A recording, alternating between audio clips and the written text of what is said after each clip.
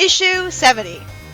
Sonic asks Kintobor if he remembers Robotnik, and it's kind of amusing that Kintobor says he'd think he'd remember a name as stupid as that. I don't see how it's stupid, it's even a real Russian name. Sonic should really know that he wouldn't remember Robotnik. Sonic tells him that he would have become him before the Mentalix's altered history. Are we gonna have a thing where nobody believes Sonic because in a world where robot Sonics took over, the idea that time travel exists is too hard to believe? Vector comes to the conclusion I already did, that they were on Miracle Planet and that meant they were isolated from the changing of the past of Mobius. Maybe Miracle Planet is separated from the regular flow of time somehow because it disappears to other dimensions? It's explained that it's possible to track someone traveling in time, and the Omniviewer reiterates for the sake of the audience that any time traveling leaves a chronotron trail in the timelines. This sounds so stupid. This is the confusing explanation for why Sonic is able to go to the past and stop the Mentalix from changing exactly what they changed, because he learns what was changed in the first place. And we couldn't have just had Vector reprogram a Metal Sonic to tell them the truth, or a Metal Sonic tell them what was changed? If the Omniviewer can be a time machine whenever he wants, why didn't anyone use him to make it so that Eggman was never created? The Chaotix are around him all the time, why didn't they think to do that? Before the heroes could use him, first Kintobor says that there's an anti-Mentalix device that he wants Sonic to strap to the head. Which head? The timelines are guarded by the Mentalix, as the heroes didn't just get to immediately warp to the point in time they were heading to, because we need to pad out the story. Oh cool, this makes more sense than a bomb that would only beat one robot. Sonic puts the device on the Metal Sonic's head and actually reprograms it into thinking the other Metal Sonics are enemies, when it would have made a lot more sense for it to also reprogram it to tell them what they changed in history so they know where exactly to go, instead of having this chronotron trail nonsense, forcing them to go to a specific point in time and only there. Also, the device alters its visual inputs, explaining why it thinks the other Metal Sonics are enemies. Why is he assuming this is happening rather than outright making the robot turn to his side, which would be equally likely? And it's weird, Sonic says that techno-babble makes him sound like Vector.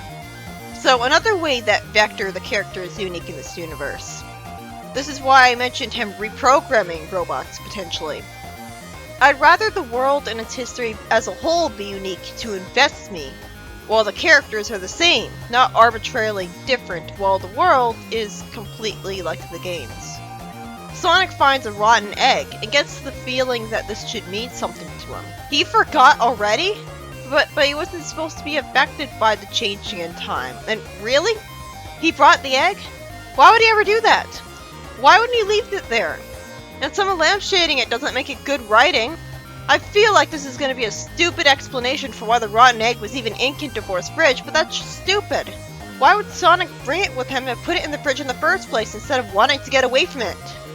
I feel like he's just written to be a puppet on the string by the writer to force him to make Kintobor turn evil, which is totally unnecessary. He could just kill the person who made the Metal Sonics get produced, which is probably Grimer since he's the main scientist and apparently the only one who knows how to make badniks. Not to mention, why was it even there? I guess the Mentalix took it away so Kintobor wouldn't become too much of a threat to them, and they were separated for the passage of time on Mobius from Miracle Planet, so there would be no problem of them having never been made in the first place. The story ends with, predictably, the heroes all going to Kintobor, and the overly depressing implication is that Sonic has to turn Kintobor evil to stop the Mentalix from taking over the world by time traveling to the past from Miracle Planet.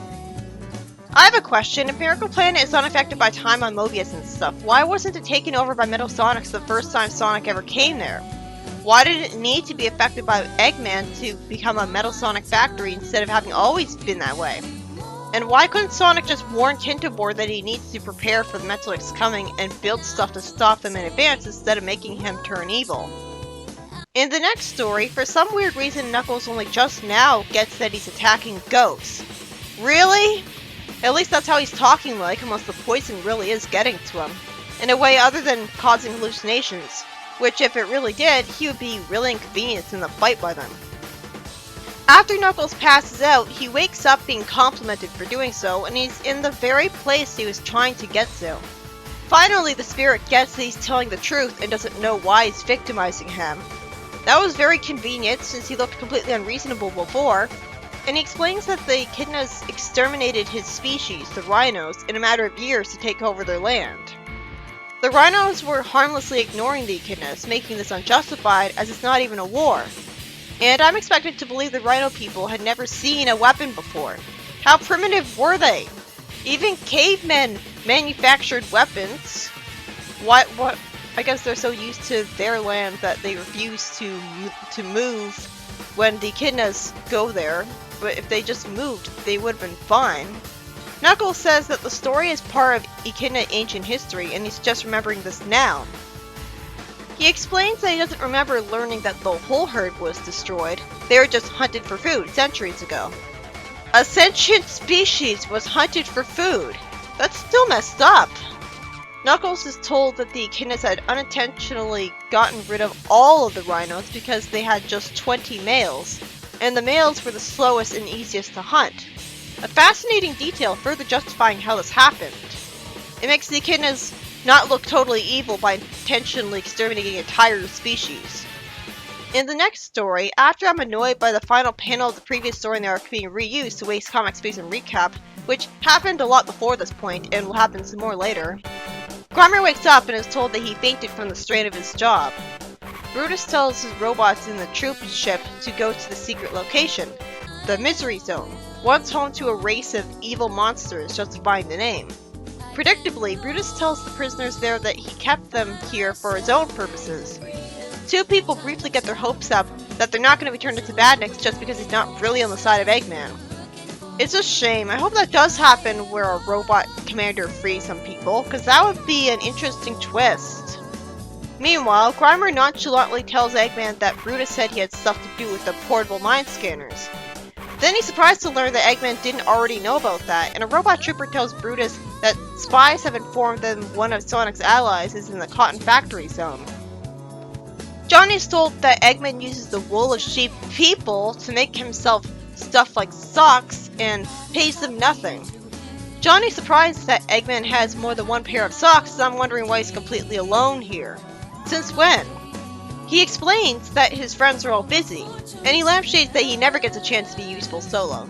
Then he immediately gets outnumbered by Brutus' badniks, showing why he's never left alone. All he has is a staff, and anyone could have a staff. The first two stories were by Nitro Kitchen.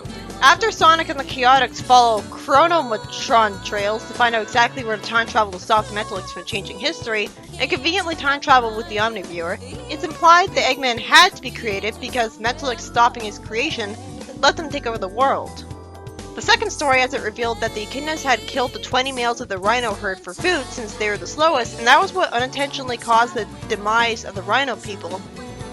At least the rhino people on Angel Island, since there were still rhino people outside of it, and caused Knuckles to get threatened by the ghosts. It's really interesting that they cared enough to put in those details explaining how exactly that happened. And the third story by Lou Stringer shows us Brutus making people into badniks of his own. Well, that was a complete waste of time. We were already told he would do that. We didn't need to see it. And Eggman finds out that Brutus got a brain scanner, which we could have just had happen off screen.